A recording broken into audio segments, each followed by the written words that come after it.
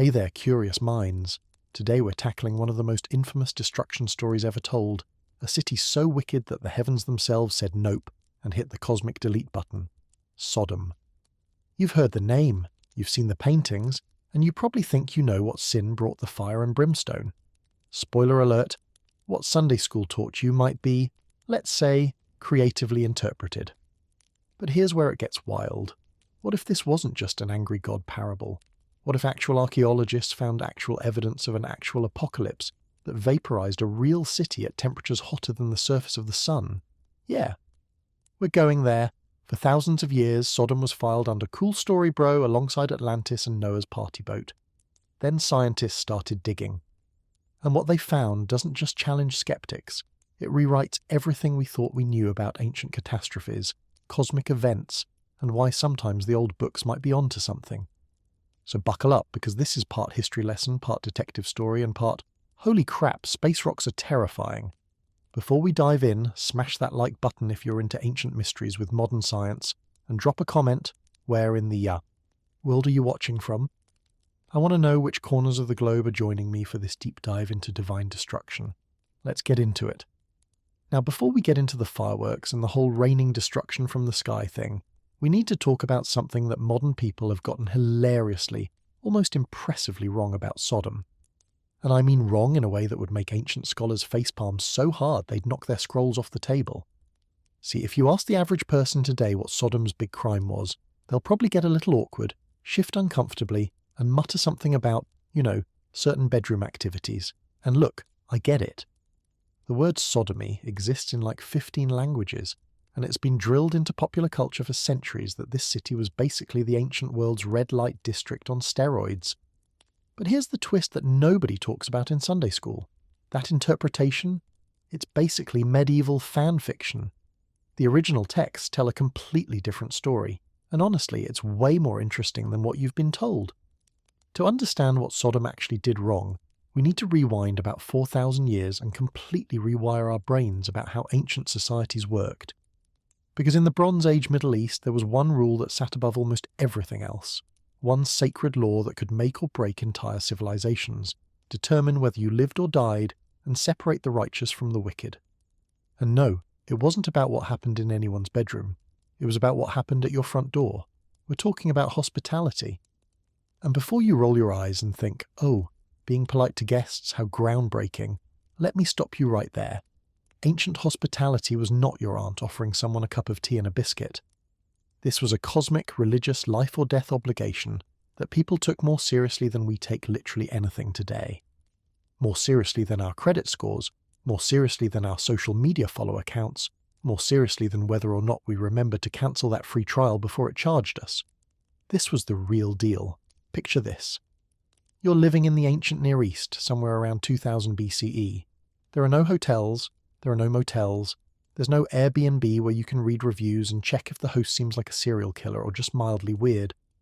If you're traveling, which people did all the time for trade, pilgrimage, family obligations, or just because sometimes you needed to get out of your hometown before that guy you owed money to caught up with you, your survival literally depended on the kindness of strangers. The desert doesn't care about your travel plans. Bandits definitely don't care about your travel plans. Wild animals would love to hear about your travel plans, specifically so they can eat you mid-journey. Without shelter, food, and protection from locals, travelers were basically walking dead men. A lone merchant crossing between cities wasn't just inconvenienced without hospitality, he was genuinely in mortal danger. So ancient cultures developed this incredibly sophisticated system of guest-host relationships that we call hospitality, but which they treated more like a sacred contract with the gods themselves watching over every interaction. In Greek, they called it xenia. In the broader ancient Near East, similar concepts existed under different names, but the core idea was universal. When a stranger showed up at your door, you didn't get to ask questions first. You didn't get to check their references or see if they had good vibes. You welcomed them in, you gave them food and water, you offered them a place to sleep, you protected them as if they were family, and you asked zero questions about their business until they were fed and rested.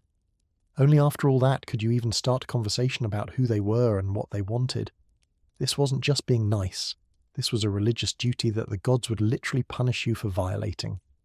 Zeus, the big boss of Greek mythology, had an entire title dedicated to this.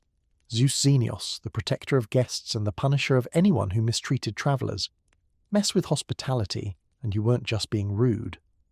You were spitting in the face of the divine order itself. Now, why was this such a big deal? Part of it was practical survival, sure, but there was also a deeper spiritual logic at work. Ancient people believed that you never really knew who might show up at your door. That dusty, tired stranger asking for a meal could be a regular merchant, or he could be a god in disguise testing your worthiness, or an angel, or a messenger from the divine realm sent specifically to see if you were actually as righteous as you claimed to be during all those temple visits. The mythology of the ancient world is absolutely stuffed with stories of gods disguising themselves as beggars, travellers and outcasts, knocking on doors to see how people would treat them when they thought no one important was watching. And the results were always the same. Treat the stranger well and blessings follow. Treat them badly and destruction comes knocking right back. In the Greek tradition, you've got the story of Baucis and Philemon, an elderly couple so poor they could barely feed themselves, who nevertheless welcomed two travelling strangers and shared what little they had. Those strangers turned out to be Zeus and Hermes, and the couple was rewarded while their entire village, which had turned the gods away, got flooded into oblivion. Not drowned in the insurance will cover this sense. Drowned in the gods erased your entire community from existence sense. This same pattern repeats across virtually every ancient culture. The Hittites had hospitality laws. The Egyptians had hospitality customs. The Mesopotamians built it into their legal codes. And the ancient Hebrews, the people who gave us the story of Sodom in the first place, took hospitality so seriously that it shows up constantly throughout their scriptures as a marker of righteousness. Abraham, the great patriarch himself, is introduced in Genesis as the ultimate host. When three mysterious strangers appear near his tent at Mamre, Abraham doesn't ask who they are or what they want. He runs to greet them, bows to the ground, and immediately starts organising what can only be described as a 5-star meal on zero notice. He has Sarah bake fresh bread, he selects the best calf from his herd, he serves them personally. He treats these random strangers like visiting royalty, and guess what? They turn out to be divine messengers bearing prophecy about the future of his entire family line. The message is clear. Abraham is righteous because he treats strangers like honoured guests.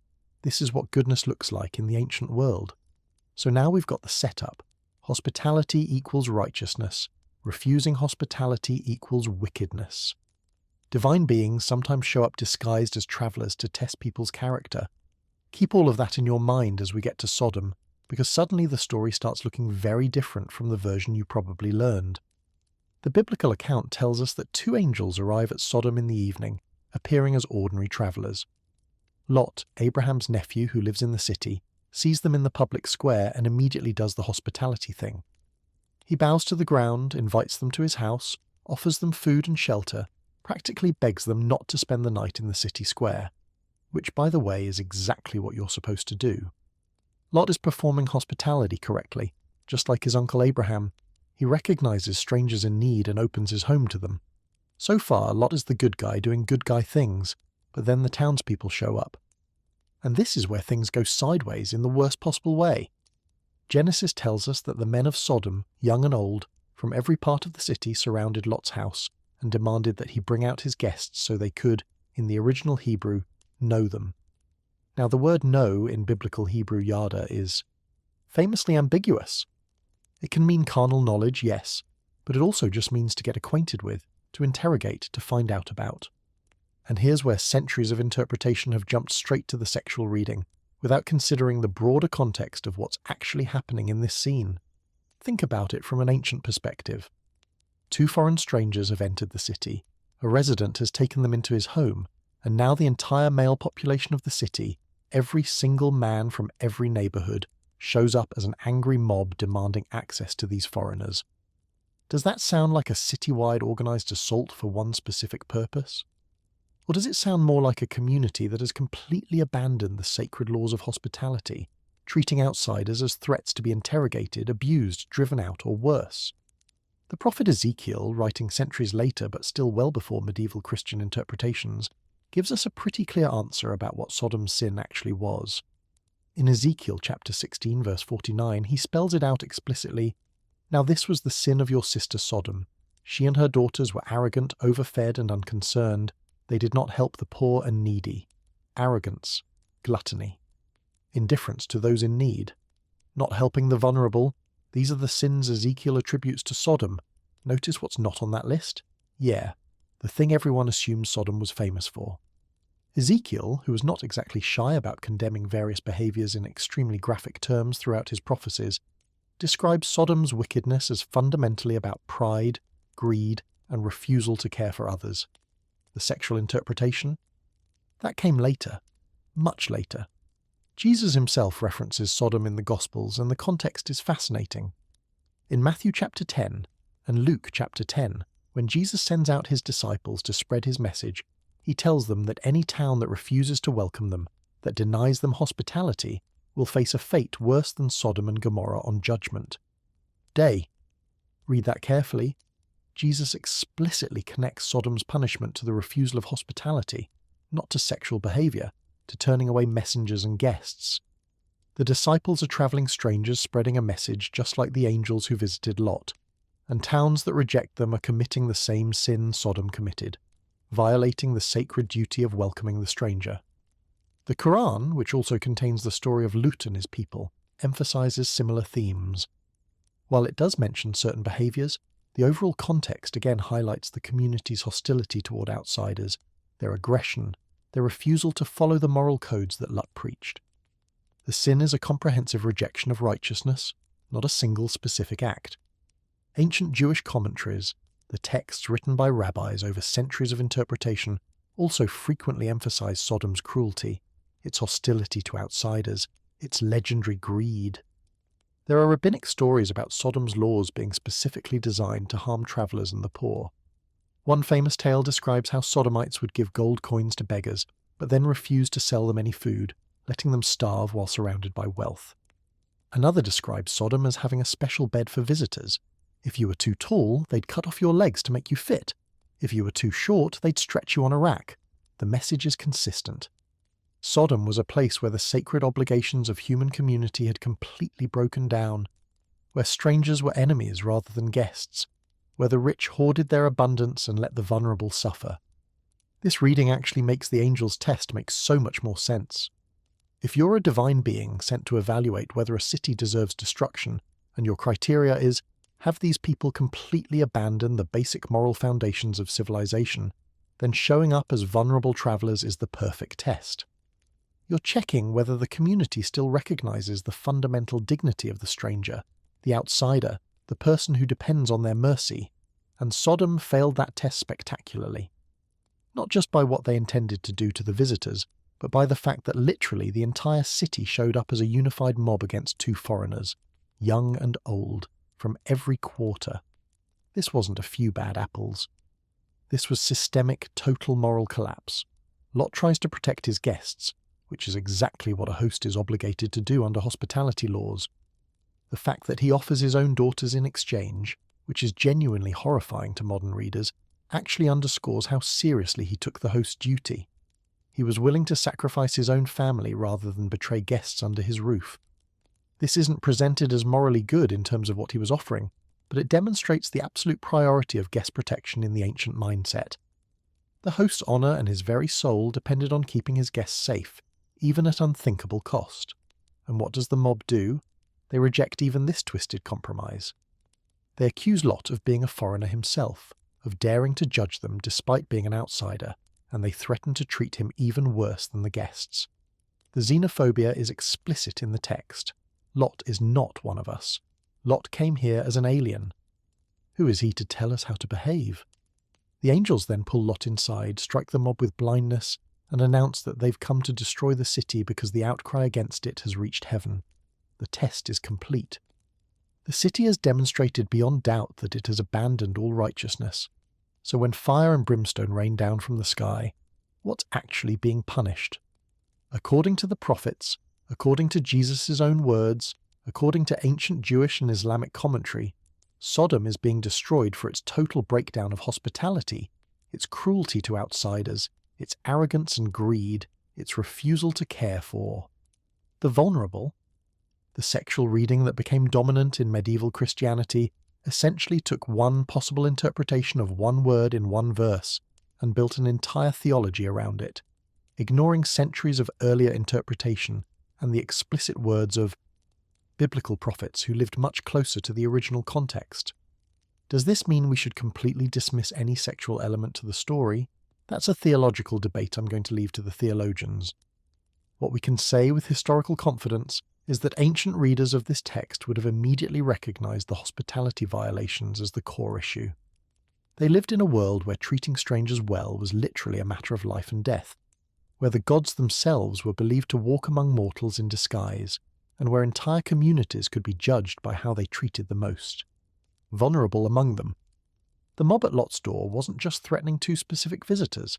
They were declaring that Sodom as a community had completely rejected the foundational moral order of civilization itself. And here's the thing that makes all of this incredibly relevant to what we're going to explore in the rest of this video. If Sodom was a real place, if there was an actual city that was destroyed by fire from the sky, then understanding why the ancients thought it deserved destruction helps us understand why the story became so important in the first place. A random natural disaster hitting a random city doesn't become a founding myth for three major world religions. But a city that perfectly embodied everything ancient people considered wicked, destroyed by what appeared to be divine judgment at the exact moment it demonstrated its total moral failure, that becomes a story worth telling for 4,000 years. The angels came as a test, Sodom failed, and something fell from the sky that no one would forget. That's the story as the ancients understood it. Now let's see if archaeology and science can tell us what actually happened when fire rained down on the cities of the plain. So we've established that Sodom's crime was essentially a total civilizational failure of hospitality, a cosmic middle finger to every moral principle the ancient world held sacred. Divine messengers showed up, the city revealed its true nature, and fire fell from heaven.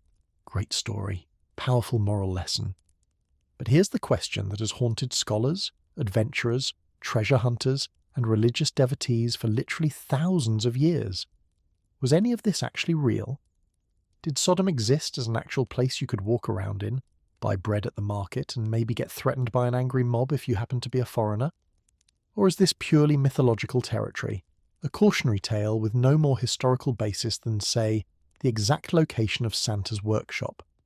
To answer that question, we need to talk about geography.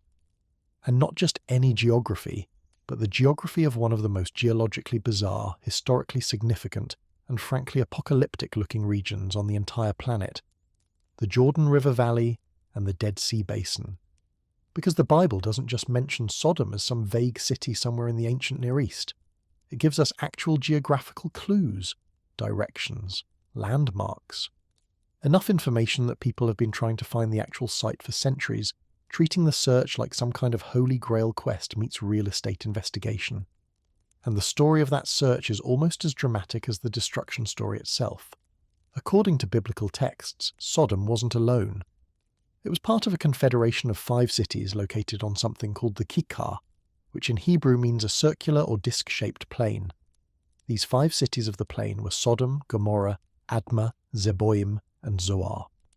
Think of them as the ancient equivalent of a metropolitan area, a cluster of interconnected urban centres sharing trade routes, political alliances, and apparently a collective talent for making terrible decisions about how to treat visitors. The Bible describes this region as incredibly fertile before the destruction, comparing it to the Garden of Eden and the well-watered lands of Egypt. This was supposed to be prime real estate, the kind of place where you could grow anything, where water was abundant, where wealth flowed like the Jordan River itself. When Abraham's nephew Lot was given first pick of where to settle, he looked at this region and said, "Yes, please, I'll take the paradise option," which in retrospect turned out to be a bit like choosing the oceanfront property in Pompeii. Great views, unfortunate timing. Now, geographically speaking, this region spans what is today parts of Jordan, Israel, the Palestinian territories, and touches the edges of Lebanon and Syria. It's centered around the Dead Sea, which is already one of the weirdest bodies of water on Earth. The Dead Sea sits at the lowest point on any continent's surface, about 430 meters below sea level. It's so salty that nothing can live in it, hence the name, and the landscape around it looks genuinely alien, harsh, beautiful in a stark, end-of-the-world kind of way. Salt formations, barren hills, geological features that look like they were designed by someone who really wanted to create an atmosphere for a biblical disaster movie. If you were going to set a story about divine judgment and cities being wiped off the map, this is exactly the kind of backdrop you'd choose. Nature already did half the production design work. The 5 cities were supposedly located somewhere in this region, on a fertile plain near the Jordan River before it empties into the Dead Sea. 4 of them, Sodom, Gomorrah, Admah and Zeboim, were destroyed. Only Zor survived because Lot begged to flee there instead of heading to the mountains, and the angels agreed to spare it as his refuge. So we've got 4 destroyed cities and 1 survivor, all located somewhere in the Jordan Valley. Simple enough, right? Just find 5 Bronze Age city sites, check which 4 show evidence of catastrophic destruction, and boom, mystery solved. Archaeology wins, case closed. Except, naturally, it was never going to be that simple. Because for centuries, finding Sodom became something of an obsession for explorers, scholars, and what we might politely call enthusiastic amateurs, who ranged from serious researchers to absolute crackpots convinced they could find the biblical city using methods that included prayer, dowsing rods, and in at least one memorable case, dreams. The search for Sodom became the archaeological equivalent of hunting for Atlantis, except arguably more frustrating because at least with Atlantis everyone agrees it's probably mythological. With Sodom, you've got major world religions saying it was definitely real, texts giving geographical hints, and an entire region that looks like God already hit it with some kind of cosmic reset button. The evidence should be there. The question was always where to look. For most of history, the dominant theory placed Sodom and its sister cities at the southern end of the Dead Sea. This made intuitive sense for several reasons. First, the southern Dead Sea basin is even more desolate and apocalyptic looking than the northern part, which fit the vibe of a region cursed by divine wrath. Second, ancient sources including the 1st century Jewish historian Josephus suggested the cities were submerged beneath the southern waters of the Dead Sea, visible as ghostly ruins in the depths. Third, and perhaps most importantly, there were actual archaeological sites in that area that showed evidence of ancient occupation and destruction. It seemed like a slam dunk. The most significant excavations supporting the southern theory began in earnest in the 1970s and continued through the following decades. A team led by archaeologists including Walter Rast and Thomas Schob systematically explored a series of Bronze Age sites along the southeastern shore of the Dead Sea, in what is now Jordan. They identified 5 ancient settlements, Bab-ed-Dra, Numaira, Safi, Feifa and Khanazir. 5 sites, 5 cities of the plain. The math worked out perfectly, which in archaeology is usually the point where you start getting suspicious because nothing ever works out that perfectly. Bab-ed-Dra was the largest and most impressive of these sites. It showed evidence of continuous occupation from around 3300 BCE, with massive defensive walls, a well-organised urban layout, and extensive cemeteries containing thousands of burials. This was clearly a significant settlement, a regional centre of some importance, and crucially, the archaeological layers showed clear evidence of destruction by fire, burned buildings, ash deposits, the kind of devastation that suggested something catastrophic had happened. The excavators found that the site had been abandoned after this destruction and never reoccupied. Nearby Numaira, smaller but also substantial, showed similar evidence of fiery destruction. The other 3 sites also had destruction layers consistent with violent ends. For a while, it really looked like the mystery had been solved. Here were 5 Bronze Age cities in the right general area, all showing evidence of destruction, with the largest matching what you might expect from the biblical Sodom. Mainstream archaeology cautiously suggested these might indeed be the cities of the plain, though with appropriate scholarly hedging and footnotes. Popular media was considerably less cautious, declaring the case basically closed, Sodom found. Divine judgment confirmed, mystery wrapped up with a neat bow. But then the radiocarbon dates came back, and this is where the southern theory started to fall apart in ways that the initial excavators hadn't anticipated. See, the Bible is very clear that the destruction of the cities of the plain happened simultaneously. Fire and brimstone rained down on all of them at once in a single catastrophic event.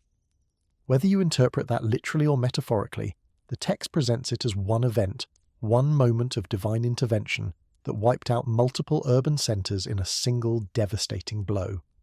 That's kind of the whole point of the story. It's not God gradually expressed disapproval of various cities over several centuries through occasional fires. It's apocalyptic instant judgment. The radiocarbon dating at Bab-ed-Dra and Numaira told a different story. These sites weren't destroyed at the same time. They weren't even destroyed in the same century. The dating showed that these cities were abandoned at intervals spanning roughly 250 years or more. Bab-ed-Dra's destruction layer dated to sometime around 2350 to 2300 BCE, while Numaira's destruction appeared to be somewhat earlier. The other sites had their own separate timelines. This wasn't a single catastrophic event. This was a series of separate destructions, spread out over a period longer than the entire existence of the United States as a nation. However you want to interpret the biblical account, the cities were destroyed over a 250-year period, one at a time, probably for different reasons, doesn't really match. Fire and brimstone fell from heaven and destroyed them all at once. There were other problems too. The geographical descriptions in the Bible placed the cities of the plain in a region that Abraham could see from his encampment near Bethel and Ai. When Lot and Abraham parted ways, Lot looked toward the Kikar and saw this well-watered paradise stretching out before him. The problem is, Bethel and Ai are located in the hill country significantly north of where the southern Dead Sea sites are located. Standing at Bethel, you absolutely cannot see the southeastern shore of the Dead Sea. It's physically impossible. Mountains are in the way. The curvature of the terrain blocks the view. It's like claiming you can see Philadelphia from New York City by just looking south really hard. The geography doesn't work. Additionally, the southern Dead Sea Basin isn't really what anyone would describe as a well-watered paradise comparable to the Garden of Eden. It's harsh, arid terrain. Yes, there are oases and some areas that could support limited agriculture, but it's hardly the lush abundance the biblical text describes. The excavators at Bab-ed-Dra found evidence of relatively modest agricultural activity, but nothing suggesting the extraordinary fertility the Kikar was supposed to possess. Either the ancient scribes were exaggerating dramatically, or they were describing somewhere else entirely. The southern theory also struggled to explain why such a prosperous region would have attracted significant settlement in the first place. The southeastern Dead Sea shore is geologically active, prone to earthquakes, and has limited freshwater resources compared to other parts of the Jordan Valley. It's not impossible that cities thrived there, and clearly some settlements did exist. But the biblical description of the Kikar as the most desirable real estate in the entire region, the obvious first choice for anyone given the option, doesn't match the archaeological or geographical reality of the southern sites. By the 1990s, serious questions were being raised about whether the southern theory could really account for the biblical cities of the plain. The 5 sites discovered by Rast and Schaub were genuine Bronze Age settlements that suffered genuine destructions. But the dating problems, the geographical mismatches, and the less than paradisiacal environment all suggested that maybe, just maybe, everyone had been looking in the wrong place for centuries. This is where things get interesting. Because when a theory starts to crumble, that's usually when someone comes along with a completely different idea that nobody had seriously considered before. Someone willing to go back to the original texts, read them with fresh eyes, and ask the most basic question of all. What if the traditional assumption about location was simply wrong from the start? What if Sodom wasn't in the south at all? Enter a researcher who would turn the entire field upside down by suggesting that the key to finding Sodom wasn't better excavation techniques or more sophisticated dating methods. It was simply reading the Bible more carefully than anyone had bothered to do in centuries. And what he found in those ancient texts would send archaeologists scrambling to a completely different part of the Jordan Valley, where they would uncover something that no one had expected. A city so large, so wealthy, and so catastrophically destroyed that it would force everyone to reconsider everything they thought they knew about the cities of the plain. But before we get to that revolutionary discovery, we need to understand just how dramatic a shift this represented. For generations, the southern Dead Sea theory had been essentially the default position. Textbooks mentioned it. Documentaries featured it. Tour guides pointed confidently toward the southeastern shore and told visitors they were looking at the approximate location of biblical Sodom. Challenging that consensus meant challenging decades of accumulated scholarly opinion, and it meant proposing something that initially sounded almost absurd, that everyone had been looking in exactly the wrong direction, and that the real Sodom might be sitting in plain sight somewhere completely different.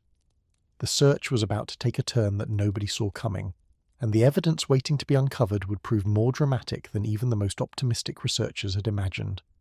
Sometimes the most revolutionary scientific breakthroughs don't come from new technology, better funding, or teams of hundreds working in state-of-the-art laboratories. Sometimes they come from one person sitting down with an old book and asking, "Wait, has anyone actually read this thing carefully?" That's essentially what happened in 1996 when an archaeologist named Stephen Collins did something that apparently nobody had thought to do properly in decades of Sodom research. He sat down with the Bible, a detailed map of the Jordan Valley, and actually followed the geographical directions as if they were, directions. What he discovered would overturn centuries of assumptions and send the search for Sodom spinning in an entirely new direction. Collins wasn't some fringe researcher looking to make a name by being contrarian. He was a trained archaeologist with legitimate credentials and a genuine interest in the historical accuracy of biblical texts. But he also had something that many previous researchers seemed to lack, a willingness to question the assumptions that everyone else had simply accepted as true. The Southern Dead Sea theory had been around for so long that it had essentially become archaeological gospel. Sodom was in the south. Everyone knew that. Textbooks said so. Tour guides said so. Decades of excavation had been based on that premise. Why would anyone question it? Well, because when Collins actually traced the biblical narrative step by step, the Southern theory didn't just have problems. It made absolutely no sense at all. And the key to understanding why lies in one of the most famous real estate decisions in ancient literature, the moment when Abraham and Lot parted ways and divided the land between them. The story goes like this. Abraham and Lot had been travelling together, but their combined flocks and herds had grown so large that the land couldn't support them both in the same location. Their herdsmen were quarrelling over resources, which is the Bronze Age equivalent of fighting over parking spaces except with significantly higher stakes. Abraham, being the generous patriarch, offers Lot first choice of where to settle. "Look around," he essentially says. "Pick wherever you want to go, and I'll take what's left." They're standing near Bethel and Ai at this point, which the biblical text explicitly states. These are well-known locations in the central hill country, significantly north of the Dead Sea. And from this vantage point, Lot looks out, surveys his options, and chooses the Kikar of the Jordan, described as lush, well-watered, and basically the ancient equivalent of choosing the penthouse apartment with the infinity pool view. Here's where Collins had his eureka moment. If you're standing near Bethel and Ai, in the central highlands of Canaan, and you look toward the Jordan Valley, what can you actually see? This isn't a hypothetical question. You can go there today, stand in approximately the same spot, and check for yourself. What you'll see is the northern end of the Jordan Valley, stretching toward the Sea of Galilee and encompassing the fertile plains northeast of the Dead Sea. What you absolutely positively under no circumstances can see is the southeastern shore of the Dead Sea, where all those previous excavations had been conducted. It's not even close. The terrain blocks it completely. Mountains are in the way. The curvature of the landscape makes it physically impossible. Think about what this means. The biblical text places Abraham and Lot at a specific location and has Lot visually survey the land before making his choice. If Sodom and its sister cities were in the south, Lot would have had to possess some kind of supernatural telescope vision, or the biblical author would have had to be completely ignorant of basic geography, or the entire scene would make no narrative sense whatsoever. But if the cities were in the north, in the region visible from Bethel and Ai, suddenly everything clicks into place. Lot looks toward the Kikar, sees a fertile paradise, and chooses it. Simple, logical, geographically coherent. Collins went further. He compiled every single geographical reference to Sodom and the cities of the plain throughout the biblical text, cross-referenced them with what was known about ancient geography, and built a comprehensive case that the Kikar, this circular, fertile plain that the Bible describes, could only be located in one place, the disc-shaped valley at the northeastern end of the Dead Sea, where the Jordan River flows in from the north. This region, in what is today the Hashemite Kingdom of Jordan, matches every single geographical criterion the biblical text provides. It's visible from Bethel. It's described as circular, and the terrain there is indeed distinctively round. It's located east of Bethel and Ai, exactly where the Bible says Lot went. It's near the Jordan River. It's positioned at the entrance to the broader Jordan Valley, which matches other biblical descriptions. Everything fits, but wait, there's more. Collins also examined a remarkable artifact that most previous researchers had apparently overlooked or misinterpreted: the Madaba map. This is a 6th century mosaic floor map discovered in a Byzantine church in the Jordanian town of Madaba. It's the oldest surviving original cartographic depiction of the Holy Land, a priceless piece of ancient geography showing cities, rivers and landmarks as they were understood by Christians living in the region about 1,500 years ago. And on this map, in the region northeast of the Dead Sea, there's a notation, an inscription marking an area as the location of the destroyed cities, not in the south, in the north, exactly where Collins's textual analysis said Sodom should be. Now you might be thinking, okay, but a 6th century map isn't exactly contemporary evidence. That's still over 2,000 years after Sodom supposedly existed, and you'd be right to be skeptical. But the Madaba map represents an accumulated tradition of knowledge about the region. The people who created it lived there. They had access to sources and local traditions that we've lost. They weren't guessing randomly. And they placed the cities of the plain in the north, which suggests that at least some ancient traditions remembered or believed that the northern location was correct. The southern theory, by contrast, seems to have developed later, possibly influenced by the dramatically desolate appearance of the southeastern Dead Sea shore, which certainly looks like somewhere God might have smote. Armed with his textual analysis, his geographical survey, and the supporting evidence from the Madaba map, Collins began searching for candidate sites in the northern Kikar region. And he found something that made his jaw drop. Sitting on the Jordanian side of the valley, overlooking the plains exactly where Sodom should have been located, was a massive archaeological site that had been largely ignored by scholars for decades. The locals called it Tall El Hammam. And when Collins got his first proper look at it, he realised he might be staring at one of the most significant archaeological discoveries of the century. The excavations at Tall El Hammam began in 2005, and from the very first season, it became clear that this was no ordinary Bronze Age settlement. This was something else entirely. The site sprawled across the landscape in a way that dwarfed anything else in the region. Initial surveys suggested an occupied area of at least 36 hectares for the main tell alone, with surrounding areas pushing the total to over 60 hectares. For context, ancient Jerusalem during the time of David and Solomon, the great biblical capital at its peak, covered maybe 10 to 12 hectares. Tall El Hammam was 6 times larger. This wasn't a town. This wasn't even just a city. This was a regional capital, a dominant urban centre that would have controlled the entire Jordan Valley during its heyday. The fortifications were equally impressive. As excavations progressed, Collins' team uncovered defensive walls that defied belief. These weren't the modest mud brick barriers you might expect from a Bronze Age settlement. These were massive ramparts, some sections measuring over 5 metres thick at the base and rising to estimated heights of 10 to 12 metres. That's roughly equivalent to a 3 or 4 story building, made of solid mud brick and stone, surrounding a city 6 times the size of Jerusalem. Building and maintaining defences like this would have required enormous resources, coordinated labour forces and centralised political authority. Whoever ruled Tall El Hammam wasn't some minor chieftain. They were serious players in the ancient Near Eastern power structure. Inside those walls, the excavators found evidence of sophisticated urban planning. The city was divided into distinct quarters, an upper city where the elite apparently lived, featuring large palatial structures, administrative buildings, and what appeared to be a temple complex, and a lower city where ordinary residents went about. Their daily lives in more modest but still substantial housing. Streets connected different areas. Gates controlled access points through the massive walls. The whole thing showed a level of organisation and civic investment that suggested centuries of accumulated wealth and power, and the dating. This is where things got really interesting. Radiocarbon analysis and pottery typology placed the peak occupation of Tall El Hammam squarely in the Middle Bronze Age, roughly 2000 to 1650 BCE. This overlaps precisely with the traditional biblical dating for Abraham and Lot, which most scholars who accept the historicity of those figures place somewhere in the early 2nd millennium BCE. The chronology matches. The geography matches. The scale matches. Tall El Hammam was a massive, wealthy, prominent city in exactly the right place at exactly the right time.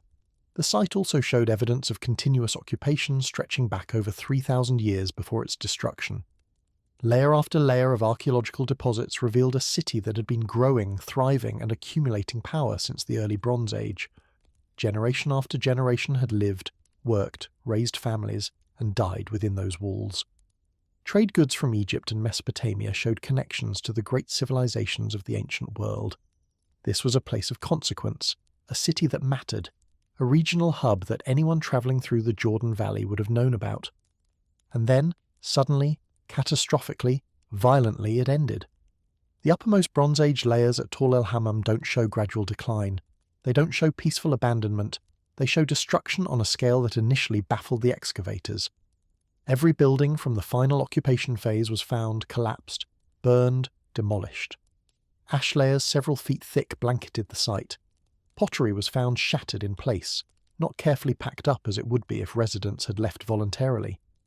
Personal items were abandoned where they lay. Whatever happened to Tall El Hammam, it happened fast, it happened violently, and nobody came back afterward to clean up, rebuild, or even properly bury the dead. The destruction layer was consistent across the entire site, suggesting a single catastrophic event rather than a prolonged siege or gradual decay. Upper city and lower city alike showed the same evidence of sudden, overwhelming devastation. The massive walls, those formidable defences that should have protected the city from any conventional threat, appeared to have been knocked down from above rather than breached at the base. The stones hadn't been undermined or toppled by battering rams. They'd been blasted outward, scattered, destroyed by some force coming from the sky. Perhaps most remarkably, after this destruction, the site was abandoned. Completely. For roughly 600 to 700 years, nobody lived at Tall El Hammam, nobody rebuilt. Nobody even scavenged the ruins for building materials, which would have been the normal pattern in the ancient world where stone and worked mud brick were valuable resources. The land around the city, that fertile kikar that had attracted settlement for millennia, became essentially barren. Something had happened that made the entire region uninhabitable for centuries. Collins and his team had found a massive Bronze Age city, in exactly the location biblical geography predicted, that was destroyed suddenly and catastrophically, and then abandoned for generations afterward. The parallels to the Sodom narrative were impossible to ignore, but correlation isn't causation, and a destroyed city doesn't prove anything about divine intervention or fire from heaven. To understand what actually happened at Tall El Hammam, to explain the physical evidence of destruction, the researchers would need to go beyond archaeology into the realms of physics, chemistry, and eventually, cosmic catastrophe. What killed Tall El Hammam? How do you destroy a city with walls 12 meters high? What kind of force could level an urban centre and render the surrounding land uninhabitable for 700 years? The answers, when they finally came, would be more terrifying and more scientifically fascinating than anyone had imagined, because the evidence would point not downward to earthquakes or sideways to invading armies, but upward, toward the sky, toward space, toward an ancient apocalypse that may have inspired one of the most enduring destruction narratives in human history.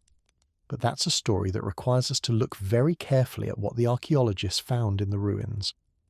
And what they found would take us from the Bronze Age to Trinity, New Mexico, and the dawn of the Atomic Age. So we've established that Tall El Hammam was big, really big, impressively, almost absurdly big for a Bronze Age city in the Jordan Valley. But size alone doesn't tell you much about what it was actually like to live there.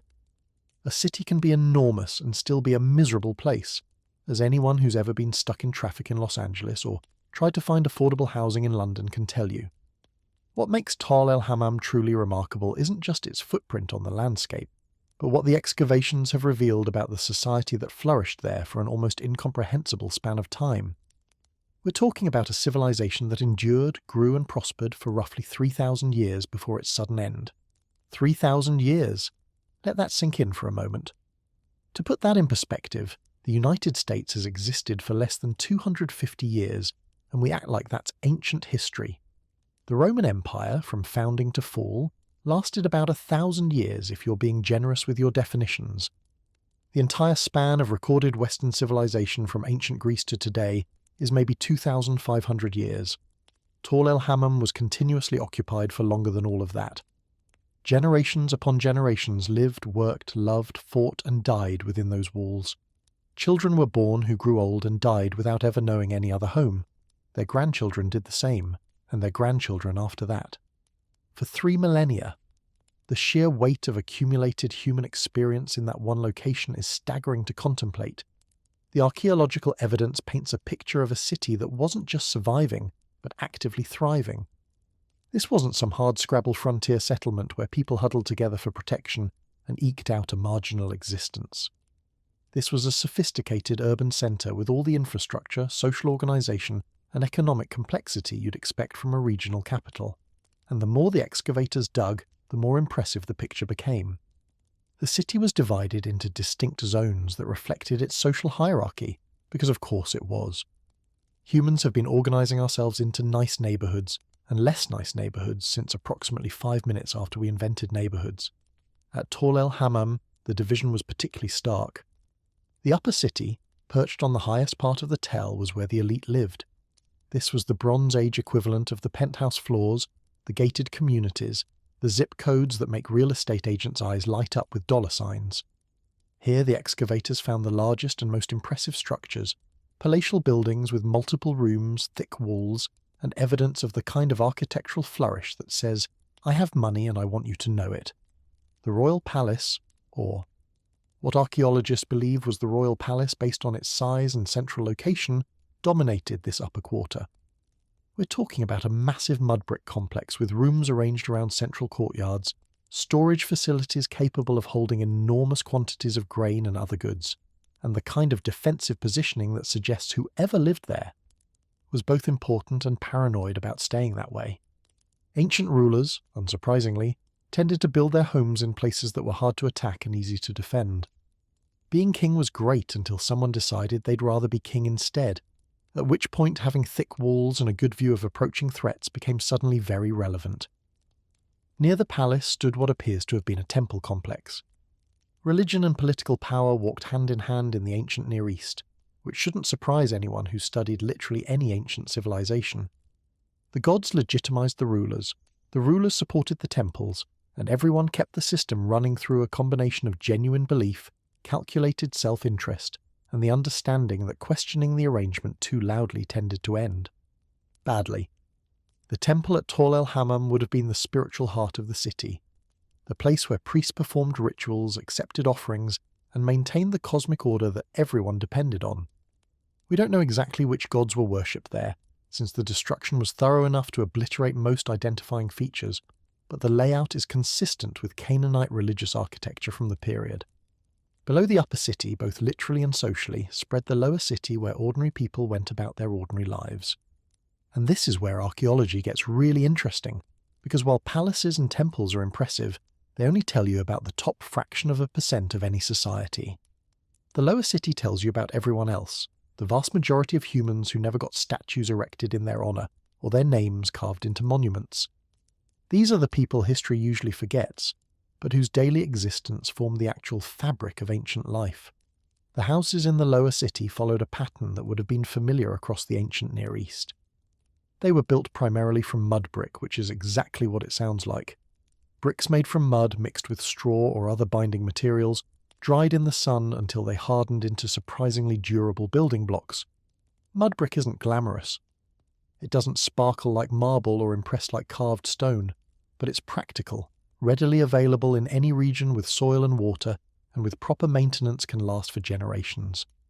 Most of the world's population throughout most of history has lived in some variation of mud brick housing, so if you're imagining something primitive or temporary, adjust your expectations. These were real homes where real families lived real lives. The typical house was organised around a central courtyard, an open-air space that served as the heart of domestic life. This courtyard wasn't just empty space. It was the kitchen, the workshop, the laundry room, and the living room all rolled into one. In a climate where indoor spaces could become oppressively hot, the courtyard provided light, ventilation, and a place to work that didn't involve slowly roasting in an enclosed room. Rooms opened off this central space for sleeping, storage, and activities that required privacy or protection from the elements. The whole arrangement was designed for the practical realities of daily existence in a pre-industrial, pre-air conditioning world. And daily existence was, to put it mildly, labour-intensive.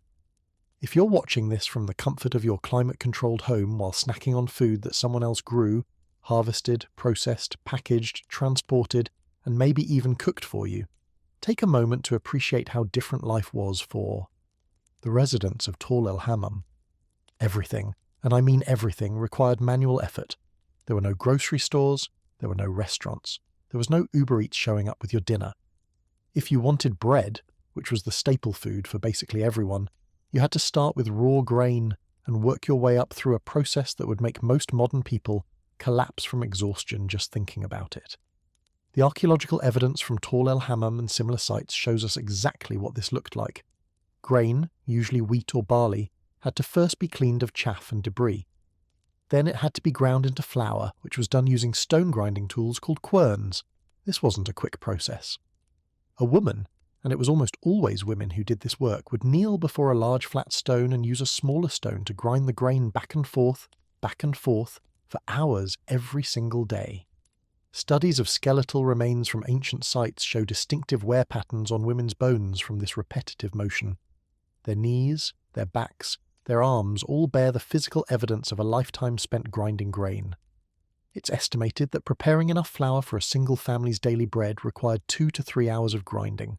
Every day, no weekends off, no holidays, just grinding, day after day, year after year. Once you had flour, you could make dough, but then you needed to bake it. Every household had some kind of oven, typically a clay structure called a taban or tanner, which had to be heated with fuel that also had to be gathered and prepared. Collecting firewood or dried animal dung for fuel was another daily task that fell primarily to women and children. Then the actual baking, then the cleanup, then doing it all again the next day. And that's just bread. We haven't even talked about preparing vegetables, preserving food for storage, making cheese from milk, brewing beer, or any of the 100 other food-related tasks that occupied ancient households. Beyond food preparation, there was textile production. Every piece of clothing, every blanket, every rope, every basket started as raw materials that had to be processed by hand. Spinning thread from wool or flax was another endless task, done whenever hands were free, often while supervising children or minding cooking fires. Weaving fabric on simple looms was time-consuming work that could take weeks to produce a single garment.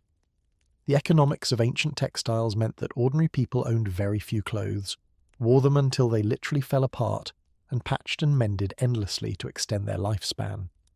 Your average Bronze Age resident of Tall El Hammam probably owned fewer individual pieces of clothing than you have in your laundry hamper right now. The population estimates for Tall El Hammam at its peak are genuinely impressive.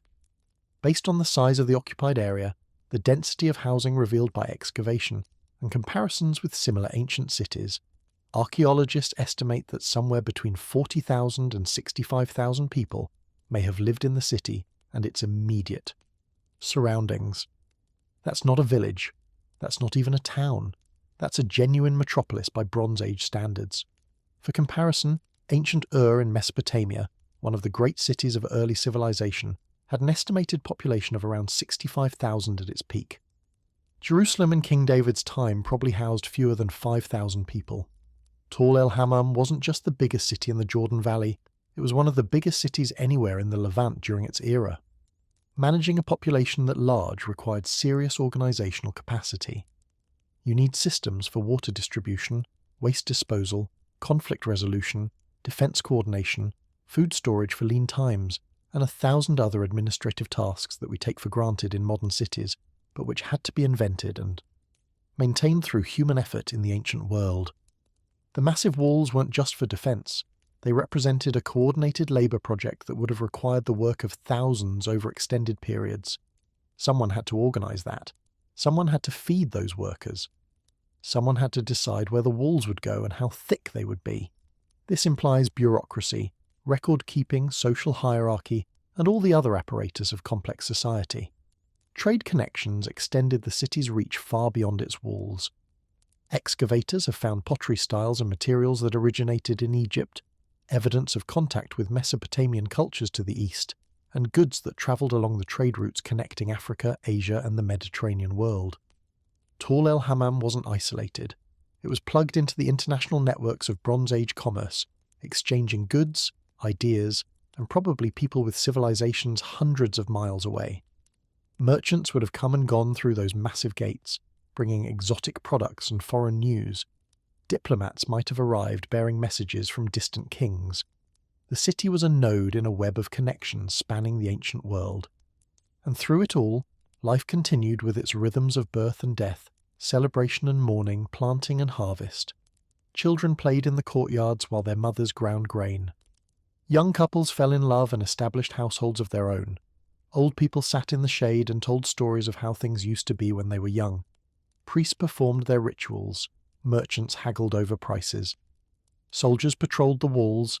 For 3,000 years, this community grew and adapted and endured. They must have believed it would continue forever, as every generation believes about their own world. They had no way of knowing that one day, without warning, fire would fall from the sky and erase everything they had built. No way of knowing that their city would become a byword for divine destruction, a cautionary tale told for 4,000 years after they were gone. They were just people, living their lives, unaware that they were approaching the final chapter of a story that would outlast them all. The catastrophe, when it came, would be unlike anything the ancient world had ever seen. And understanding what actually happened requires us to look at evidence so bizarre, so unprecedented, that the scientists who first analysed it could barely believe what they were seeing. Picture this. It's a morning like any other in Tall El Hammam, sometime around 1650 BCE, give or take a few decades. The sun is rising over the Jordan Valley, casting long shadows across the massive walls that have protected this city for generations. In the lower city, women are already at their grinding stones, beginning the endless daily task of turning grain into flour. Children are waking up, probably complaining about having to do their chores, because some things never change across 4,000 years of human history. Merchants in the market are setting up their stalls. Priests in the temple are preparing for morning rituals. Soldiers on the walls are finishing their night watch, looking forward to breakfast and sleep. It's just another day in a city that has seen thousands of such days, stretching back into a past so distant that nobody remembers when it all began. Nobody in that city knows that they have minutes left to live. Nobody knows that something is approaching from the sky, something that will end their world so completely that the site won't be inhabited again for 7 centuries. Nobody knows that they're about to become a story told for 4,000 years, a cautionary tale about divine wrath, a mystery that will puzzle scientists in an age of technology they couldn't possibly imagine. They're just going about their morning thinking about the day ahead, completely unaware that there won't be an afternoon. The archaeological evidence tells us what happened next, and it reads like a nightmare translated into layers of dirt and debris. When excavators began carefully removing the final occupation layers at Tall El Hammam, they found something that defied easy explanation. Every building, every structure, every wall showed evidence of catastrophic destruction. But this wasn't the kind of destruction you see from warfare, where attackers break through defences and systematically loot and burn. This wasn't the gradual decay of abandonment, where roofs collapse and walls slowly crumble over years. This was something else entirely, something violent, something instantaneous, something that came from above and hit the city like the fist of an angry god. The ash layers were the first clue that something extraordinary had happened here. Archaeological sites often have thin layers of ash indicating fires, cooking hearths, or localized destruction events. What the excavators found at Tall El Hammam was on a completely different scale. Ash deposits up to 2 meters thick blanketed parts of the site. 2 meters, that's taller than most people reading this. Imagine standing in a room and having ash piled up to the ceiling above your head. That's not a house fire. That's not even a major conflagration like the Great Fire of London or the Chicago Fire. That's something approaching a volume of burning that strains comprehension. The ash wasn't uniformly distributed, which told researchers something important about what had happened. The deposits were thickest in certain areas and thinner in others, suggesting that the fire and its aftermath had a directionality to it, a pattern that pointed toward a specific source. As the excavation continued, this pattern became increasingly clear and increasingly strange.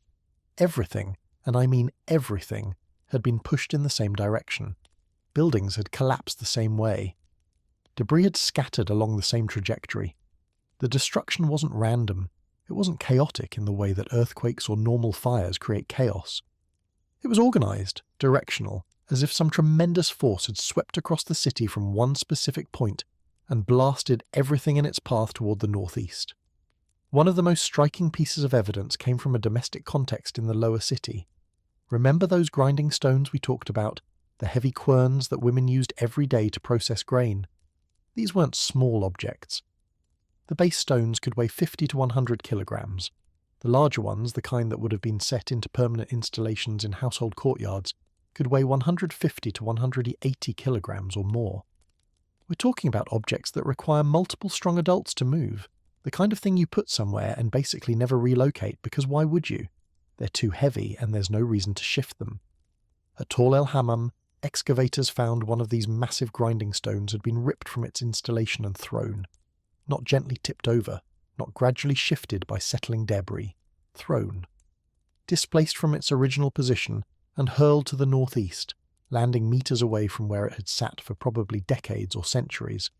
Whatever force did that wasn't just strong, it was catastrophically, almost unimaginably powerful. We're talking about the kind of energy that can pick up an object heavier than a refrigerator and throw it like a softball. The archaeological team stared at that grinding stone for a while, trying to figure out what possible natural phenomenon could have done that. The answer, when they finally understood it, would be terrifying. But the grinding stone, as dramatic as it was, wasn't the most disturbing evidence. That honour belongs to the human remains, because when you find a city that was destroyed suddenly and violently, you expect to find bodies. People don't just evaporate. They might be buried under rubble, or burned beyond recognition, or scattered by scavengers, but there should be physical evidence of the people who died. At Tall El Hammam, the excavators found human remains, but what they found raised more questions than it answered. The bones showed evidence of extreme thermal exposure. We're not talking about the kind of burning you see when a body's caught in a house fire. We're talking about heat so intense that it affected bone structure at a fundamental level. Some skeletal elements showed unusual discoloration patterns. Others showed evidence of rapid, high-temperature exposure that was inconsistent with normal fire damage. The pattern suggested that whatever killed these people involved heat far beyond what ordinary combustion produces. And then there were the skulls. Specifically, the disturbing prevalence of skulls found without their lower jaws attached. Now, when a body decomposes naturally, the mandible, that's the lower jaw, typically separates from the skull eventually because it's only connected by soft tissue and a relatively simple joint. So finding a skull without a mandible isn't inherently unusual in archaeological contexts. What was unusual at Tall El Hammam was the pattern. Skull after skull showed this same detachment, and the positioning of the remains suggested it hadn't happened through normal decomposition. Something had separated these bones violently and rapidly.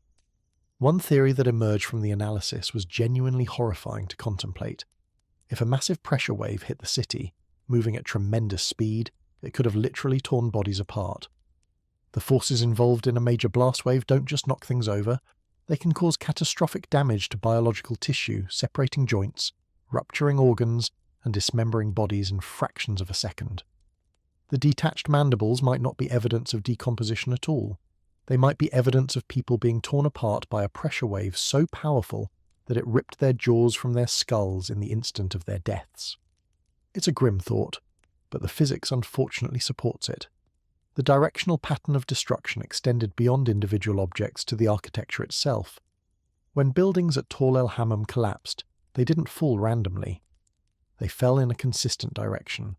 Walls that should have collapsed inward if they simply lost structural integrity instead showed evidence of being pushed outward, away from the presumed source of the blast. The upper portions of mud brick walls had been sheared off and scattered downslope to the northeast. Roofing materials had been blasted in the same direction. Even the massive defensive walls, those engineering marvels that had protected the city for generations, showed evidence of directional destruction from above and to the southwest. This is not what earthquake damage looks like. Earthquakes shake structures laterally, causing foundations to shift and buildings to collapse more or less in place or along fault lines. The Jordan Valley is seismically active, and researchers know what earthquake damage patterns look like in the region. This wasn't that. This also wasn't what siege warfare damage looks like. When an army attacks a city, they typically focus on gates, weak points in walls, and specific strategic locations. The destruction is targeted and purposeful. What happened at Tall El Hammam was indiscriminate and universal, affecting the entire city simultaneously. The destruction layer also contained an unusual feature that would become crucial to understanding what had happened: evidence of extremely high temperatures localized to specific materials. pottery fragments showed signs of thermal shock. Some pieces had one side that appeared relatively normal, and another side that had been exposed to heat so intense it had vitrified, turning the clay into glass. This isn't something that happens in ordinary fires. House fires, even intense ones, typically don't generate temperatures high enough to melt ceramic pottery into glass. You need temperatures approaching those found in industrial kilns, or beyond. Mud brick, the primary building material of the city, showed similar strange thermal signatures. Mud brick is essentially dried mud, and while it can be fired in kilns to produce true ceramic brick, the buildings at Tall El Hammam were made from sun-dried brick, which is much less heat-resistant. Ordinary fires will scorch mud brick and eventually break it down, but the damage is usually gradual and somewhat uniform. At Tall El Hammam, excavators found mud brick that had been flash-heated on one surface, while remaining relatively unaffected on the other side, as if an intense pulse of thermal energy had hit it from one direction and then vanished before the heat. Could penetrate through the material. The more evidence accumulated, the stranger the picture became. This wasn't a normal fire, this wasn't an earthquake. This wasn't a volcanic event, since there were no volcanic materials present and no volcanoes anywhere near close enough to affect this location. This wasn't an attack by a human army, since no attacking force in the Bronze Age had weapons capable of this kind of destruction. And yet something had very clearly destroyed this city, killed its inhabitants, and created conditions so severe that the site remained uninhabited for roughly 600 to 700 years afterward. That last point deserves emphasis because it's one of the most compelling pieces of evidence that something truly extraordinary happened here. In the ancient world, abandoned city sites didn't usually stay abandoned. They were prime real estate. The walls, even damaged, provided building materials. The location, if it was good enough to attract settlement once, was usually good enough to attract settlement again. Water sources, trade routes, defensive positions, these advantages don't just disappear because the previous occupants had a bad day, and yet Tall El Hammam sat empty for centuries. The fertile kikar that had made the region attractive since prehistoric times apparently became unfertile. Something had poisoned the land itself. Agricultural studies of the soil layers from the destruction period found elevated levels of salt, far higher than would be expected from normal environmental conditions. The Jordan Valley isn't far from the Dead Sea, the saltiest body of water on Earth, but the soil around Tall El Hammam before the destruction showed normal agricultural profiles. After the destruction, the salt levels spiked dramatically and remained elevated for centuries. Whatever happened didn't just destroy the city, it salted the earth, in a manner almost biblical in its completeness. The land that had supported up to 65,000 people became unable to support significant agriculture for generation after generation. The excavation team was left with a puzzle that seemed to have no solution within conventional archaeological frameworks. They had a city destroyed by intense heat and powerful blast forces. They had directional destruction pointing to a source in the sky to the southwest. They had thermal effects exceeding anything ordinary fires could produce. They had human remains suggesting violent, instantaneous death. They had centuries of subsequent abandonment and soil contamination. What natural event could possibly account for all of this? The answer, when it finally came, would connect ancient Tall El Hammam to a desert in New Mexico, a flash of light brighter than the sun, and the dawn of the atomic age. Because the scientists who analysed the destruction evidence would find something in the ruins that had only ever been seen in one other context in all of human history. And that context was ground zero of the first nuclear explosion. What they found would challenge everything archaeologists thought they knew about ancient catastrophes, and it would raise the terrifying possibility that the Bronze Age Middle East had experienced something that modern humans had only managed to create through the most destructive technology ever invented. Fire from heaven indeed. When scientists encounter something they can't explain, the first instinct is usually to reach for explanations they already understand. It's human nature. You see a strange light in the sky, you assume it's an airplane before you assume it's aliens. You hear a noise in your house at night, you think settling foundation before you think ghost. This is generally a good approach to life because most of the time, the boring explanation is the correct one. Most strange phenomena have mundane causes. Most mysteries, when solved, turn out to be less mysterious than they initially appeared. So when the excavation team at Tall El Hammam found themselves staring at evidence of catastrophic destruction, They did exactly what any reasonable scientist would do. They started testing the obvious explanations first. The Jordan Valley, after all, is not exactly a geologically quiet neighbourhood. This is one of the most tectonically active regions on the planet. The Dead Sea sits in a rift valley, a place where the Earth's crust is literally being pulled apart by geological forces operating over millions of years. The African plate and the Arabian plate are slowly separating here, creating a depression that is filled with water so salty that nothing can survive in it. Earthquakes are not rare in this region. They're expected. Historical records and geological evidence document numerous significant seismic events over the millennia, some of which caused substantial damage to settlements throughout the area. So naturally, the first question researchers asked was, could this have been an earthquake? It would make perfect sense. A massive quake hits the region, buildings collapse, fires break out from overturned cooking hearths and oil lamps, the destruction spreads, and within hours a thriving city becomes a burning ruin. Earthquakes have destroyed plenty of ancient cities. Pompeii might get all the attention because of the volcano, but seismic activity has leveled settlements from Antioch to Lisbon to San Francisco. If you're looking for a natural disaster capable of wiping out a Bronze Age city, earthquakes are high on the list of usual suspects. But the evidence at Tall El Hammam didn't match the earthquake pattern. And this is where it pays to have geologists and seismologists on your research team, because they know exactly what earthquake damage looks like, and this wasn't it. When earthquakes destroy buildings, they do so through lateral shaking. The ground moves back and forth, foundations shift, walls lose their structural integrity and collapse. The direction of collapse is determined by the orientation of the building, the type of construction, local soil conditions, and the specific characteristics of the seismic waves.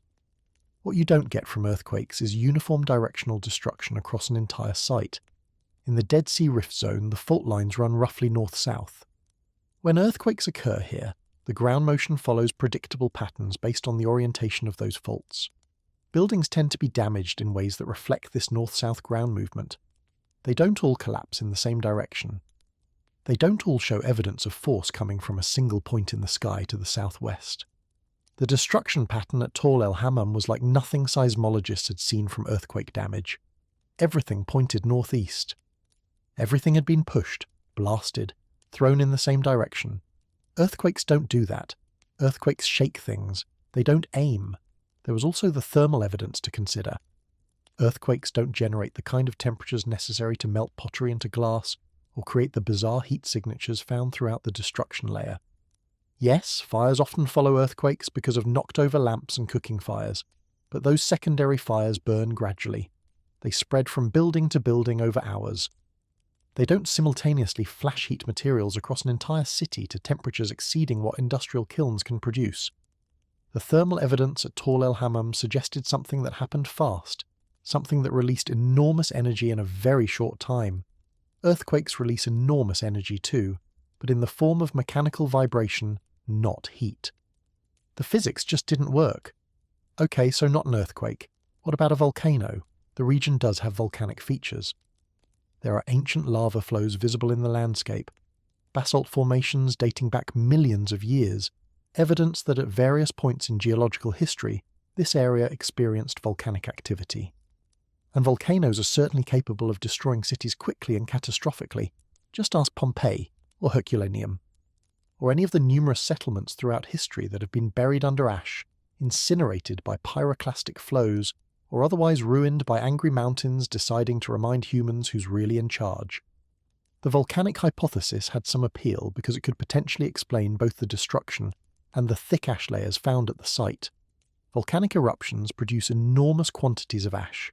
They generate extreme temperatures. They can destroy settlements in hours or minutes. On paper, this seemed like it might fit the evidence better than earthquakes. But there was one small problem with the volcano theory. There wasn't a volcano. The nearest volcanic features capable of producing the kind of eruption necessary to destroy Tall El Hammam were located too far away to have affected the site directly. We're not talking about a few miles here. We're talking about geological distances that make direct volcanic destruction essentially impossible. Pyroclastic flows, those fast-moving currents of hot gas and volcanic matter that incinerated Pompeii, don't travel hundreds of kilometers across varied terrain. They're devastating within a certain radius of the eruption, but that radius has limits determined by physics and topography. Moreover, the ash at Tall El Hammam wasn't volcanic ash. When scientists analysed the composition of the ash layers, they didn't find the telltale chemical signatures of volcanic material. Volcanic ash has a distinctive makeup reflecting the magma composition of its source volcano. It contains specific minerals, glass shards with particular shapes, and chemical elements in ratios that identify its volcanic origin. The ash at Tall El Hammam was primarily organic in nature, the result of burned vegetation, building materials and other combustible substances. This was the ash of things that had burned, not the ash of things that had been erupted from deep within the earth. There was another problem with both the earthquake and volcano theories. Neither one explained the centuries of abandonment that followed the destruction. Earthquakes damage cities, but people rebuild. Pompeii and Herculaneum were destroyed by Vesuvius, but the surrounding region remained inhabited. Natural disasters, even catastrophic ones, don't usually render entire regions uninhabitable for 600 to 700 years. Something else was going on at Tall El Hammam, something that poisoned the land itself and made resettlement impossible for generations. The elevated salt levels in the soil, the apparent agricultural collapse, the total absence of occupation during what should have been a period of regional recovery and growth, none of this fit the pattern of normal natural disaster aftermath. The research team found themselves in an uncomfortable position. They had eliminated the obvious explanations, but the evidence remained stubbornly inexplicable. What natural phenomenon could produce directional destruction, extreme temperatures, blast effects powerful enough to throw 180-kilogram grinding stones, and long-term environmental contamination? The answer seemed to be nothing they knew of. Nothing in the conventional scientific toolkit explained what they were seeing. It was at this point that the investigation took a turn into territory that would have seemed absurd if the evidence hadn't demanded it. In 2011, during detailed analysis of materials from the destruction layer, researchers made a discovery that changed everything. Among the countless pottery fragments, building debris and organic remains, they found a piece of ceramic that looked wrong. One side of the fragment appeared relatively normal, showing the typical characteristics of Bronze Age pottery, fire-scorched and damaged but recognizable. The other side was covered in a greenish glass, a smooth, vitrified surface that had clearly been melted and then rapidly cooled. Now, glass can form when silica-based materials are heated to extreme temperatures. Pottery contains silica. If you heat pottery hot enough, the surface will eventually melt and vitrify, turning to glass. But the temperatures required to do this are extremely high, well beyond what ordinary fires produce. You need sustained exposure to heat exceeding 1,500 degrees Celsius to start melting ceramic materials. House fires typically peak around 800 to 1,000 degrees Celsius, and even those temperatures are usually not maintained long enough to cause significant vitrification. For the kind of glass coating found on this pottery fragment, you'd need something approaching industrial furnace conditions, or beyond. The research team sent samples of the vitrified material to laboratories in the United States for detailed analysis. What came back was, to put it mildly, unexpected. The composition and structure of the glass bore a striking resemblance to a material that scientists had only seen in one other context in all of human history: trinitite. If that name doesn't ring a bell, let me explain. On July 16, 1945, in the desert of New Mexico, the United States detonated the first nuclear weapon in human history. The test was codenamed Trinity. When the bomb exploded, it released energy equivalent to about 21,000 tons of TNT, generating temperatures at the hypocenter that briefly exceeded those found on the surface of the Sun. The heat was so intense that it melted the desert sand, fusing it into a greenish glass that was later named trinitite. For decades, trinitite was the only known substance of its kind, a unique geological signature of nuclear detonation. The glass from Tall El Hammam wasn't identical to trinitite, because the starting materials were different. Desert sand and Bronze Age pottery don't have the same composition. But the structural characteristics, the evidence of extreme rapid heating followed by quick cooling, the temperatures implied by the degree of vitrification, all of it pointed in the same terrifying direction. Something had exposed materials at Tall El Hammam to temperatures comparable to those generated by nuclear weapons. But the researchers weren't done.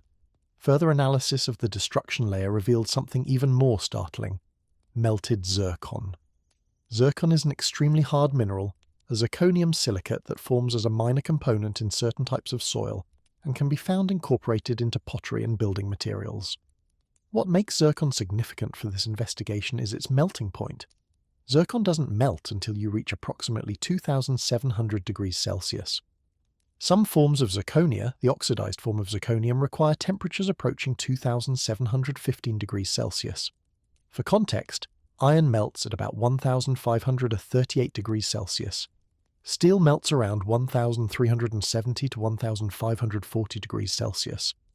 Most volcanic lava is between 700 and 1,200 degrees Celsius.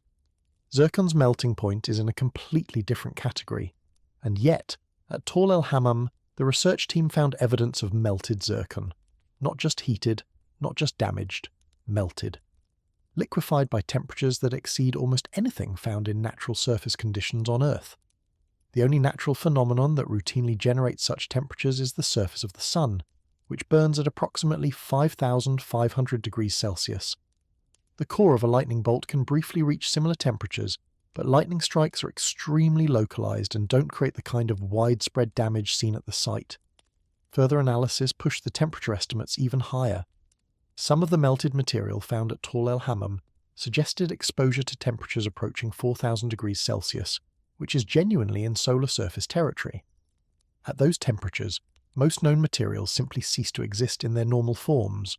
Rock melts, metal vaporizes, the very atoms that make up solid matter start behaving in ways that belong more to plasma physics than to everyday chemistry. Whatever hit Tall El Hammam wasn't just hot. It was hot in a way that shouldn't be possible outside of nuclear detonations, stellar phenomena, or specialized industrial processes that wouldn't exist for another 36 centuries. The research team now had a very specific problem. They had evidence of extreme temperatures, directional blast effects, and environmental contamination. They had ruled out earthquakes, volcanoes, and conventional fires. They had found materials that resembled what you'd expect to find at the site of a nuclear explosion, but nuclear weapons wouldn't be invented for another 3,600 years, and there's no evidence that ancient civilizations had access to nuclear technology, despite what certain enthusiastic History Channel programs might suggest. So what was left? There was really only one explanation that fit all the evidence, one natural phenomenon capable of generating temperatures hot enough to melt zircon, blast effects powerful enough to level a city and throw massive objects like toys, and environmental. Consequences severe enough to render a region uninhabitable for centuries. It was an explanation that seemed almost too dramatic to be true, something that sounded more like the plot of a disaster movie than a scientific hypothesis. But the physics worked. The evidence supported it. And it would turn out to explain not just the destruction of Tall El Hammam, but potentially the origin of one of humanity's most enduring stories about divine wrath and cities consumed by fire from heaven. The answer was coming from space. And it was about to rewrite everything we thought we knew about ancient catastrophes, cosmic impacts, and the thin line between survival and extinction that humanity has walked throughout its entire existence on this planet. So let's recap where we are. We have a massive Bronze Age city, destroyed suddenly and catastrophically. We have directional blast damage pointing to the sky. We have temperatures hot enough to melt materials that shouldn't melt outside of nuclear explosions or the surface of the sun. We have centuries of subsequent abandonment and soil contamination. We've ruled out earthquakes, volcanoes, warfare, and basically every conventional explanation that archaeology normally relies on. What's left? The answer comes from space. And before you roll your eyes and assume we're about to venture into ancient aliens territory, let me assure you, this is solid, peer-reviewed science. We're talking about a phenomenon that's been documented multiple times in recorded history, that physicists understand quite well, and that represents one of the most dramatic types of natural disasters our planet can experience. We're talking about a cosmic airburst. Here's the basic idea. Space is not empty. It's full of rocks. Lots and lots of rocks, ranging from tiny dust particles to massive asteroids kilometers across. These rocks are constantly moving through the solar system, following orbital paths that occasionally intersect with Earth's trajectory around the Sun. Most of the time, when Earth encounters space debris, it's small stuff, pebbles and gravel that burn up harmlessly in the atmosphere, creating the shooting stars that people have wished upon since prehistory. Occasionally, though, something bigger comes along. and when something bigger hits Earth's atmosphere at speeds of 15 to 70 kilometers per second, the results can be spectacular in the most terrifying sense of the word. A cosmic airburst occurs when a meteoroid, a chunk of space rock typically tens of meters in diameter, enters Earth's atmosphere and explodes before reaching the ground. The physics are relatively straightforward, but the effects are dramatic. As the object plunges through increasingly dense air at hypersonic speeds, the friction generates tremendous heat. The front of the object heats up far more than the back, creating enormous stress differentials in the material. At some point, usually a few kilometers to a few tens of kilometers above the surface, the stress exceeds the structural integrity of the rock, and it explodes. Explodes might actually be an understatement. Detonates, erupts. Releases its kinetic energy in a blinding flash that can briefly outshine the sun. The energy involved is staggering.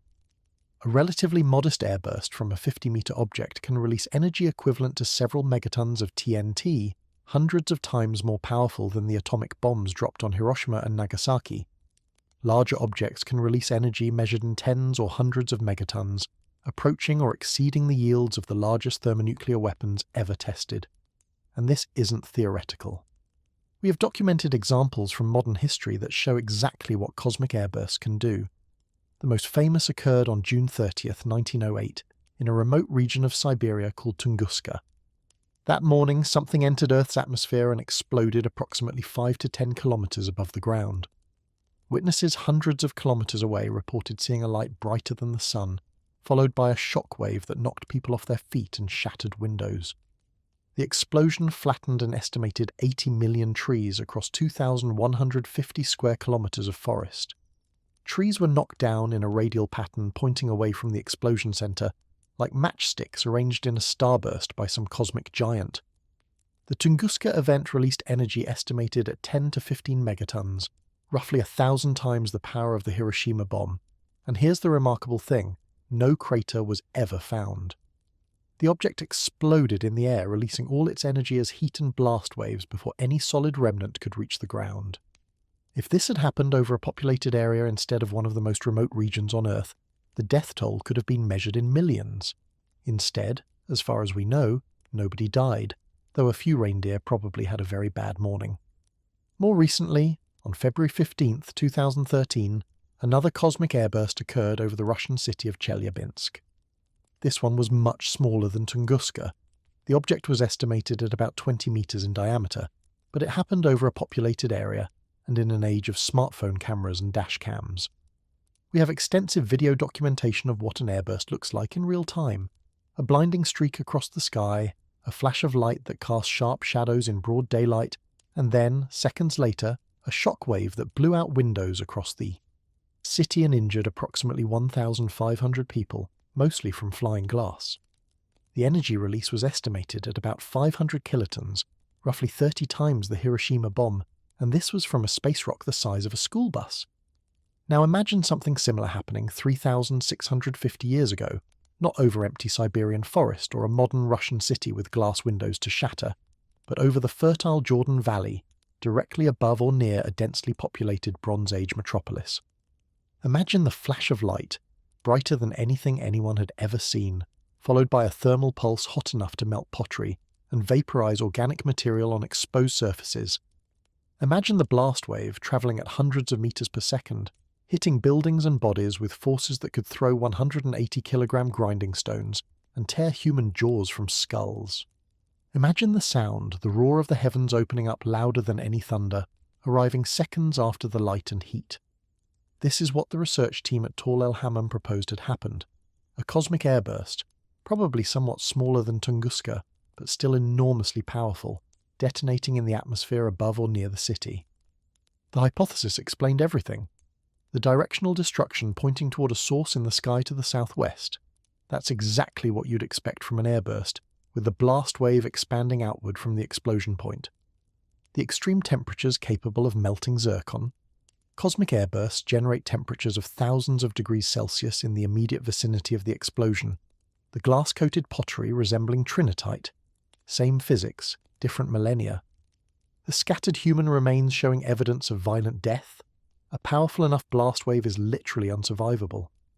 But the airburst hypothesis also explained something that had puzzled researchers about the aftermath: why the region remained uninhabited for 600 to 700 years.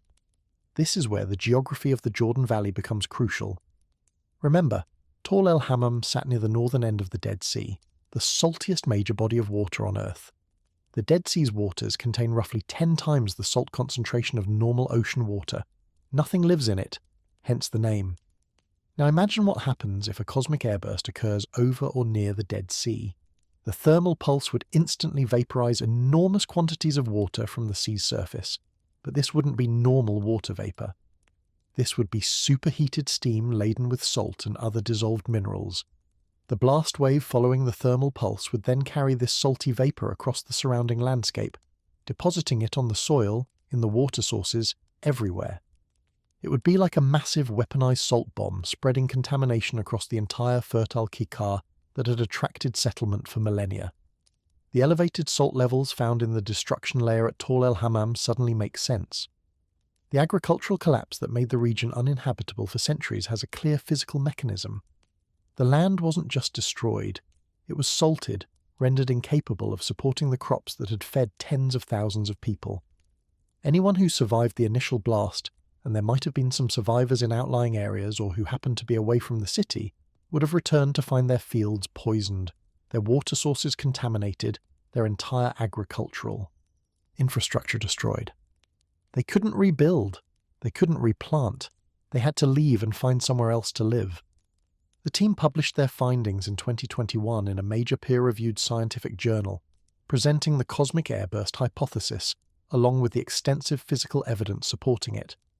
The paper included analysis of shock-fractured quartz, another indicator of extreme pressure events. It documented spherules, tiny metallic droplets that form when vaporized material recondenses in the aftermath of high-energy explosions. It presented the thermal evidence, the blast evidence, the soil contamination evidence, all pointing toward the same conclusion. Something had come from space and destroyed this city in a single catastrophic moment. Unsurprisingly, not everyone was convinced. Science works through debate and skepticism, and extraordinary claims require extraordinary evidence. Critics raised questions about some of the analytical methods used. They pointed out alternative interpretations of certain findings. They noted that while the evidence was consistent with an airburst, proving that an airburst definitely occurred is different from showing that an airburst could explain the evidence. The distinction matters in scientific discourse. Some critics challenged the identification of Tall El Hammam with biblical Sodom itself, arguing that while the site is clearly significant and the destruction is clearly dramatic, connecting it to a specific story in religious texts involves assumptions that archaeology alone cannot verify. Others accepted that something catastrophic happened at Tall El Hammam, but questioned whether a cosmic airburst was really the only or best explanation.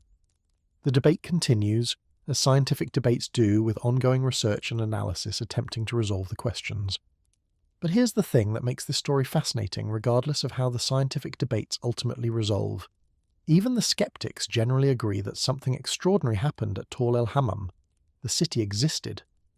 It was massive and prosperous. It was destroyed suddenly and violently. The destruction involved extreme temperatures and powerful blast effects. The region was subsequently abandoned for centuries. These are not contested facts. The debate is about exactly what caused these effects, not whether they occurred. And this brings us to the broader significance of the Tall El Hammam excavations, a significance that extends far beyond the question of whether this specific site was the historical Sodom.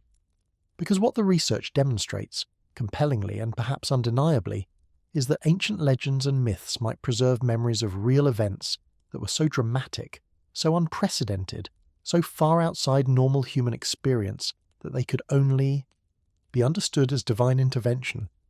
Think about it from the perspective of a Bronze Age survivor. Something falls from the sky. There's a flash of light brighter than anything you've ever seen. A wave of heat washes over the landscape. Buildings that had stood for generations collapse in seconds. People die by the thousands, their bodies torn apart by forces no one can explain. The land itself becomes poisoned, unable to grow food. Everything your civilization built over 3 millennia is erased in an instant. How do you explain that? You don't have physics. You don't know about asteroids and meteoroids and cosmic airbursts. You don't have scientific frameworks for understanding energy release and blast waves and thermal radiation. What you have is a worldview in which the gods control nature, in which divine beings reward the righteous and punish the wicked, in which the heavens themselves can open up to deliver judgment on those who deserve it. Of course you're going to understand this as divine punishment. Of course the story you tell your children and grandchildren is going to frame this as fire and brimstone from an angry god. What other explanation makes sense given what you know about how the universe works? The story of Sodom, seen through this lens, might be exactly what its ancient tellers believed it was, a true account of a city destroyed by fire from heaven. The moral framework they wrapped around it, the emphasis on sin and judgment and divine wrath, reflects how they understood the event. The angels who came to test the city's righteousness might be a narrative device to explain why this particular city at this particular moment deserved destruction. But underlying all of that mythology might be a genuine historical memory of something that actually happened, something so traumatic that it echoed through oral tradition for centuries before being written down, something so unprecedented that it became a foundational story for three major world religions. This pattern repeats throughout ancient mythology. The flood narratives found in cultures around the world might preserve memories of actual catastrophic flooding events, whether from sea level rise at the end of the Ice Age, from major river floods, or from other causes. The destruction stories, the tales of cities swallowed by the sea or consumed by divine fire, might similarly encode real disasters that occurred beyond the horizon of recorded history. When we dismiss these stories as pure mythology, we might be throwing out genuine historical information encoded in the only framework that ancient people had available to understand their world. None of this proves that divine beings actually intervened in human affairs, of course. The cosmic airburst hypothesis is entirely naturalistic. It doesn't require gods, angels, or supernatural forces of any kind. It just requires physics, geology, and the occasional unfortunate intersection between Earth's orbit and a chunk of space rock moving at several times the speed of a bullet. But for people without access to that scientific understanding, the distinction between random cosmic event and divine judgment wouldn't have been meaningful. Fire fell from heaven. The city was destroyed. The wicked perished while the righteous fled. That's the story. That's what people remembered. That's what got passed down. Standing at the excavation site today, looking at the layers of ash and destruction, you can almost feel the weight of those 4,000 years of storytelling. Beneath your feet are the remains of people who woke up one morning not knowing it would be their last. Around you are the walls they built, the pottery they made, the grinding stones they used to prepare their daily bread. They had hopes and fears and loves and losses just like us. They raised children and buried parents and argued with neighbours and worried about the future, just like us. And then, in an instant, all of it ended. The sky opened up, fire fell, and humanity gained a story it would never forget. Whether Tall El Hammam is definitively biblical, Sodom may never be proven beyond all doubt. The debates will continue, more evidence will be gathered, scientific understanding will evolve. But what the excavations have already demonstrated is something perhaps more important, that the boundary between myth and history is not as clear as we sometimes assume. That ancient people were not simply making things up when they told stories of cities destroyed by fire from heaven, that behind the layers of moral teaching and religious interpretation, there might be real events, real catastrophes, real moments when the thin membrane separating human civilization from cosmic chaos was suddenly and terrifyingly torn away. The next time you look up at the night sky and see a shooting star, remember, most of them burn up harmlessly. Most of them are tiny, insignificant, beautiful little flashes that pose no threat to anything or anyone. But every once in a while, something bigger comes along, something that doesn't burn up, something that explodes with the force of nuclear weapons and reminds us that we live on a small rock in a very large and indifferent universe. The people of Tall El Hammam learned that lesson the hard way, roughly 3,650 years ago. The rest of us are still here, still building our cities, still telling stories about what happens when fire falls from heaven. Let's hope those stories remain just stories. But just in case, maybe look up every once in a while. You never know what might be coming, and that, my friends, is the story of Sodom. Thanks for watching, and if you made it this far, you're clearly as fascinated by ancient mysteries and cosmic catastrophes as I am. Don't forget to like, subscribe, and hit that notification bell so you don't miss the next deep dive into history's most incredible stories. Drop a comment telling me what you think, whether you're convinced by the airburst hypothesis, or if you think there's another explanation waiting to be discovered. And until next time, stay curious.